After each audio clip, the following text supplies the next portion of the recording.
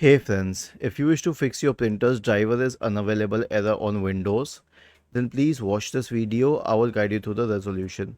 See, the original drivers won't be available on Windows by default. You will have to go to a browser and then search for the brand of your printer and then driver download. Now you will have to go to its original website to download the drivers. Click on download and then install them. You do not need to run the installer, but just install these drivers. I'll tell you later why, but first of all let us unpack and install the drivers. Next, yes, and just install the drivers. Done.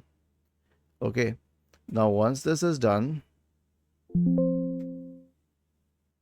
right click on the start button, select settings from the menu, go to the Bluetooth and devices tab, select printers and scanners, click on add a device and use this route to detect your printer and add it.